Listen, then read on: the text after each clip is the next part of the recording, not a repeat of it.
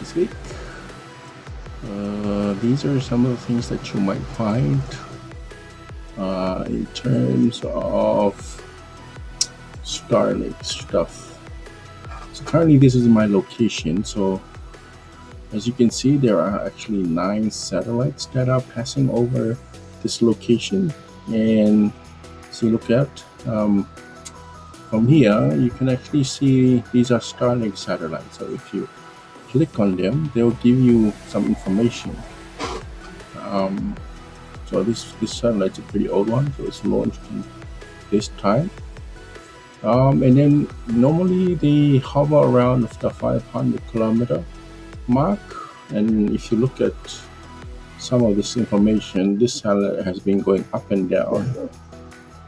So this information is actually this website, or this tracking system is using NORAD information to actually populate this stuff. But as you can see, it gives you some information on what the satellite is. So it gives you a name, also gives you a version. So this version, what this means is that this is one of those old ones. They don't have laser, so they have 1.0. So I think some of the satellites that we'll find on here is a version 1.0 and 1.5. So the latest one is 1.5. You might find 2.0s as well. So those are some of the new satellites that Starlink is launching. So like this one, this was a 1.5.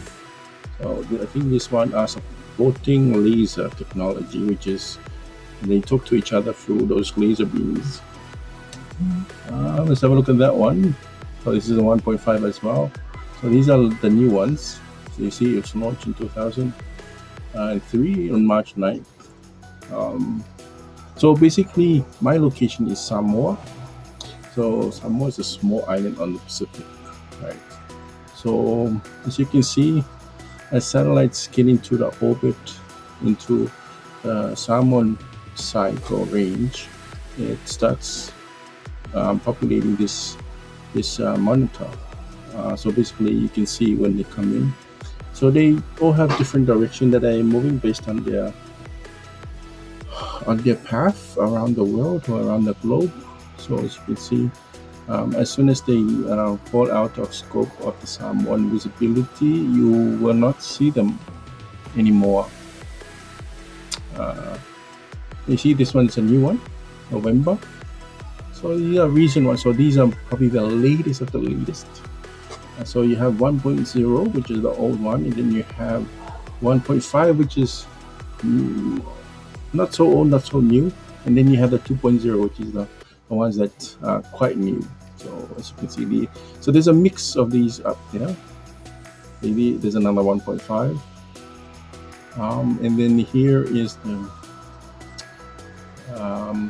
so here is another 1.5. So let's go to a different map tracking. So as you can see, we're seeing all the Samoan connections. So if this is our connections, these are coming in. So those are available ones. And then so here is the constellation. You can see all the constellation of all the satellites that are up there. So it's very interesting. So we're in the Asia Pacific region. So basically we're at this place. So I've marked my location. So I marked my location here. So basically, it's not showing an island because I think Samoa hasn't been initiated into the Starlink networks yet. I think someone's still moving to that position, but so far, if you're in Samoa, you can come and have a look. So we did have a look at the map. So this is Samoa here. So basically, I'm pinpointing this location, which is like the city. So the city. So if you are using this live link map, you can set your home. So you just go here and then you set your home. So I've set mine to this kind of location, which is relatively close to the city. So this is latitude and longitude. So to find that latitude and longitude, you just go here, pick your location.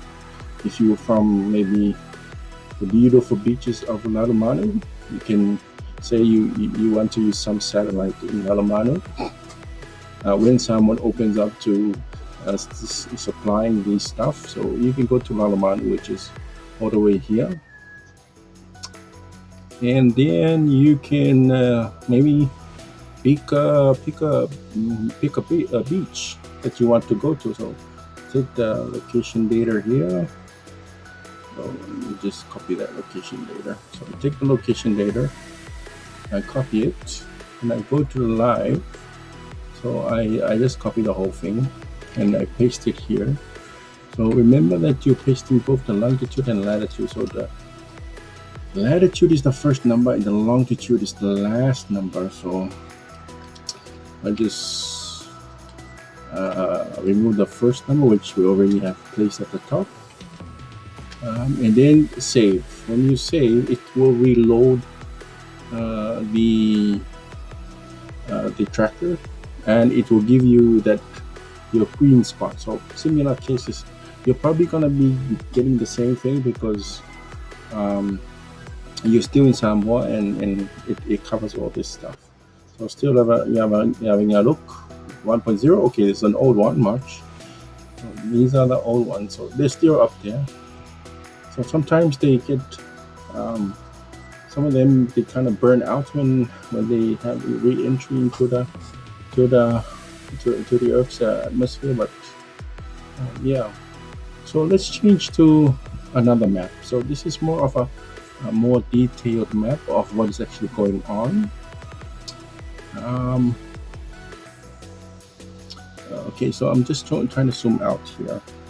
You do need a pretty good computer to actually render these sites quite well because they're graphically updated. So like I said, I'm in Samoa, so this map is showing the coverage area of the satellites, right? So in Samoa, so this is me. Yeah, so as you can see, I'm already getting some satellite connection. So this solid line showing connection to a satellite, which is this one. Let's just click on that. You see, so this satellite shows that my gateway is in Western Australia. So this is showing it right here, operational. So the altitude similar to the other ones, and the NORAD ID. Then the capacity is, I think that's 2.6 gigabytes per second. Okay, so it gives you some information of where you are going and which satellite you're on. So it also shows version 1.5. Well, version 1.5 is the latest one, which is using laser and stuff like that. So as you can see, this line here shows that this is the primary connection, and these lines here show that these are secondary. So secondaries are the ones where more like a failover. When it's out of sight of the satellite dish, it would actually swap to those connections. So let's have a look at when it was swapped. So this is constantly being tracked by the dish on the ground. Okay, so it's showing here. So you see, so this is going to MT. I think that's in the States. So it's going to offset from into the States. As you can see, as it moves out of scope, you see this satellite's already out of scope of the Samoa area of focus. So now it's picking up the secondary one, which was highlighted. So if you go here, so I think that one's also in the States. Looks like it's still going to interest.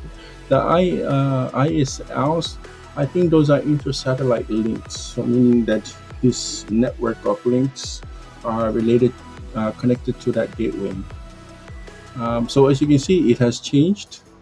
Maybe this is because of throughput in the connection. Maybe this satellite has better throughput based on where its location. So this is also like maybe the States as well. So as you can see, it's pretty interesting. So this satellite's almost out of scope, and now it's going back to this one. So this is in Queensland. So you saw that there's a mix of the west coast of America and the east coast of Australia in terms of the satellite connection. So you might be asking, so where is these gateways? So let's wait for something. So you see, it's now changed the satellite again. Now it's going to maybe the States as well. Still going out there in the States. So 2.6. Okay, so let's have a look at this one. This one is interesting. Okay. Okay. So okay, here is an interesting one. So this one is going to Suva. So this is the one we wanted to see. So so now, because it's going to Suva, I want to explain a little bit about that. So as you can see, it's connected to this part. So this Suva emergency, which is where this link is now, primary goes to Suva. So this is actually what they call the gateway. So if you have a look at this one, it's called the gateway. So as you can see, it's represented by the blue dots here. These are the old ones. These are version 1.0 of those satellites. So the green ones are 1.5 or 2. So as you can see, we are connected to Suva's gateway now. So interestingly enough, I went here and have a look at where is this on the Suva map. So if we went to Suva, so basically this is what is on the map. So interestingly enough, this is a tower of some sort. It's maybe a 5G or 4G or a mix of many, right? So this is a tower. To confirm, we can use Street View. So we'll grab this little guy. As you can see, I'm going to look for a vantage point where I could see the back of this tower area. So this is the vantage point. So let's just choose this just to confirm our superstition. And as you can see, this is a side of a cell or a mobile cell tower. So let's move a little bit back here, see if we can have a look at that. Oh, I think we move a little bit forward. So let's go back here.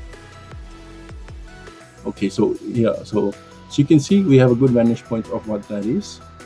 So this is the tower right there. Looks like a very congested one.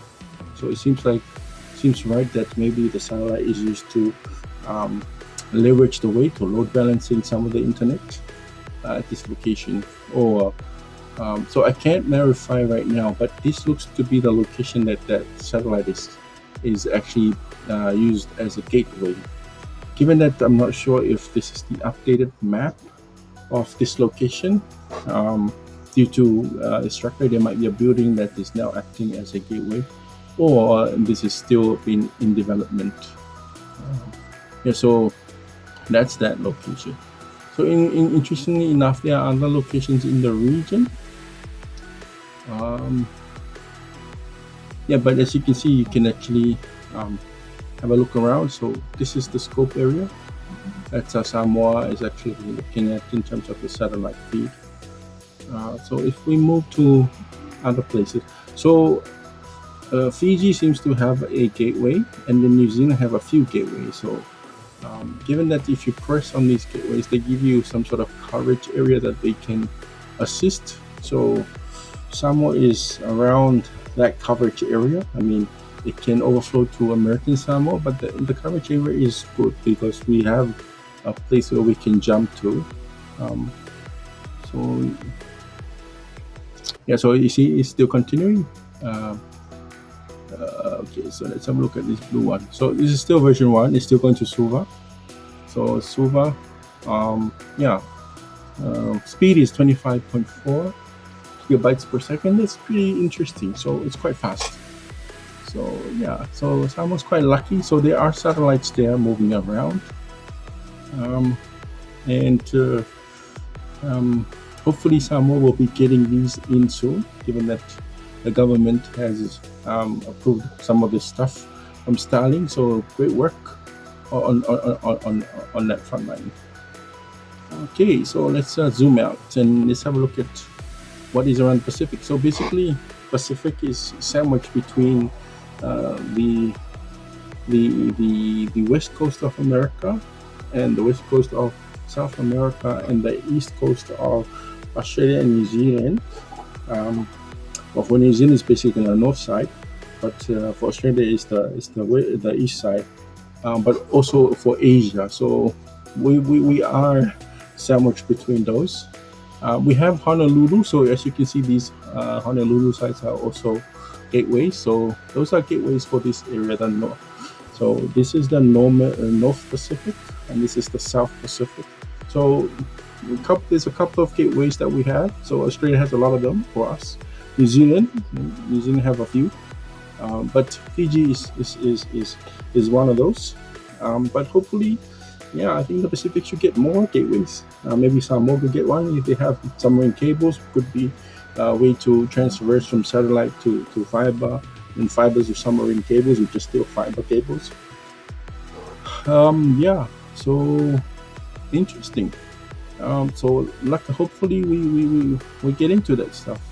And then these arrows, basically, these are like POPs, point of presence. I think these are where internet is what do you call them? Congregated. Like it's where internet might go to in focus in terms of distribution to make it more easier for everyone to access resources that are on the ground. Remember that the constellations are ones that are up there, and the servers and resources are on the ground. So we need to have those land sites be available, and this is where those things come together. Okay, so yeah, so that's a little bit about how we're looking for Easter eggs on this Easter holiday, as well as looking at Starlink satellites. So if we go back here, there's a couple of other ones. So here you can also look at OneWeb. So OneWeb is also, so both Starlink and OneWeb, they are actually in the Leo constellation line of satellite configuration. So they're different from MEOs and GEOs. So MEOs and GEOs are a little bit further away from the Earth, but the LEOs are like around the 500, 600, 700 marks and closer. So there's a lot of applications for that stuff, both marine, land, and sky, in terms of how we're going to use them, what they can be used for, and maybe for weather pattern, or weather monitoring. I mean, these are really interesting times. So yeah, so that's a little bit about some of the stuff I do when I'm not really doing cybersecurity stuff or digital transformation stuff, but understanding these new tech trends can actually help leverage connectivity in many areas. So here we go again. As you can see, we see the link between that satellite, primary link, and secondary links, and then the coverage area of this gateway, given that if in coordination to its satellites that are allowed to gateway through its point, it will send those information through that one. So if you think about security and privacy, I think it's interesting, because this is what from a standpoint of a security perspective, it seems that Starlink satellites give the understanding that you are like a proxy chain, given that each satellite is connected to a different gateway based on the algorithm in which they are controlled. And then these gateways could be geographically around, for some, around its ability to connect to those. If it's the west coast of the west coast of America or the east coast of Asia Pacific, given that the East Asia is sitting from the west of the Pacific, and the east coast of Australia, and north points of New Zealand. So there's a selection that these satellites are connecting to in terms of gateway. So that could give us some really good privacy. That some at one point you're connected to a satellite that's gateway in America or the West Coast, and another point you're connecting to a satellite that's connected to a gateway in Australia. Basically, you're bouncing around the internet from different locations or different gateways. But I think, given that Starlink is quite new to the Pacific, hopefully countries like Samoa, Tonga, and other Pacific nations could also deploy their own gateways for their internals, like satellite to ground, ground to satellite, in terms of like intranets and stuff like that. All right, so yeah, thanks for watching, and that has been an Easter egg hunt in terms of what works for a satellite and how Starlink can actually make some cool developments in the Pacific region, especially for a small island country like Samoa. So thanks again. Stay tuned for the next one. Cheers and happy Easter.